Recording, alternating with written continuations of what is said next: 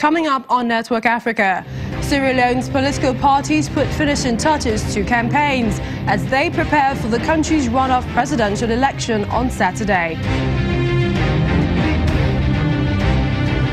Abducted mayor of Libyan capital Tripoli, Abdel Raouf Baitamal, released.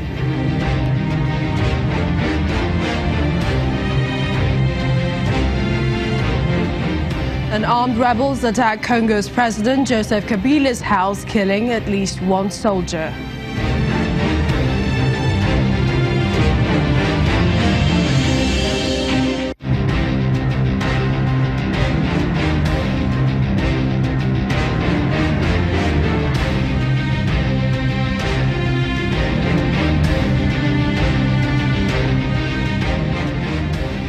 Welcome to the program. I'm Millicent Nwaka.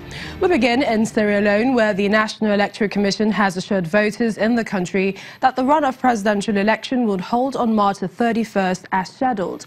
The second round of elections was delayed following allegations of fraud in the first round. The ruling party's candidate Samura Kamara will face opposition leader Julius Maada Bio of the Sierra Leone People's Party. Meanwhile, reports of hate speech and tribalism have raised fears of violence as voters prepare for Saturday. The candidates have pleaded with supporters to remain calm ahead of the polls that will see the replacement of President Ernest Bai Koroma. Politicians and their supporters in Sierra Leone appear to be playing on tribal differences in order to win support from voters ahead of elections. This has cast a shadow over a process that was seen as mostly peaceful. Murmurs have made their way from social media to the streets and markets, where people from different tribes have lived and worked side by side for years. Your neighbor that you usually do business with is not looking at you with the malice eyes. In fact, to say there are differences between the both of you because maybe you speak of the same different language, or you do not speak the same language, or maybe you belong to one of the ethnic groups, or you do not belong to another ethnic group. So that creates a lot of chaos for us right now. The Temne and Mende tribes account for almost 1/3 of the country's population. Loko, Sherbro, Limba, Suso, Fulani, Kono, and Creole are among important groups. Other important groups. The media regulator, Sierra Leone Association of Journalists, released a statement last week condemning hate speech and tribal slants ahead of the runoff vote. A peace activist, Berian Tajan Sanko, who also works as a cashier at a local hotel, decided to do something about the ethnic tension. Through a recorded message shared on social media, she adds her voice to a campaign that was already gaining momentum online, #SayNoToTribalism. Growing up here in the 90s, we never had tribal differences. And now, because of the elections, it's flying up like wildfire. You know, I grew up in a home where my father's mom spoke Temne and my mom's mother spoke Mende, so we never had tribal differences. It wasn't quite there. Sierra Leone has a history of violence. A civil war in the 1990s, fueled by conflict diamonds and fought in part by child soldiers, killed tens of thousands of people and wrecked the West African country's economy. Joining us now is journalist Lynn de Basso to discuss more on this. Hello, Lynn. What can we expect from tomorrow's runoff? Well, the election should run rather smoothly. The Electoral Commission in Sierra Leone has undergone rigorous training once again with all officials involved. They had strict instructions from the High Court when it allowed the election to be postponed to Saturday. It will be very, very well watched.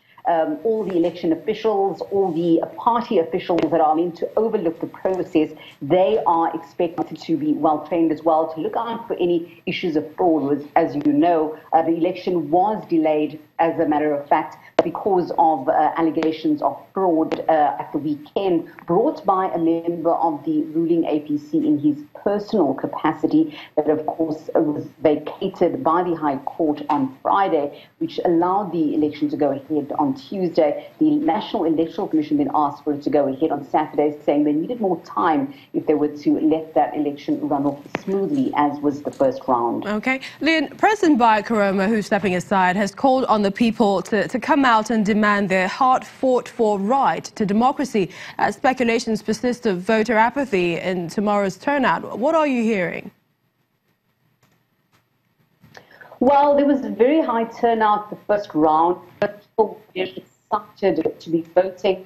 But as is the case in most second rounds with the election, that you usually have fewer people, and especially with the postponement that happened this week as well. It's Easter Saturday too. So people are saying, you know, what is the point? Some people, rather not everybody, are saying that what's the point? You know, we had plans. We made other arrangements for this weekend. So it takes a lot for them to make changes to those aforementioned plans to then come out and vote. But this is a process they want to see actually come to an end now. But as I said, as with the second rounds, it is usually a lower turnout. How has the political atmosphere been so far? Because, you know, reports of hate speech and tribalism have raised fears of violence.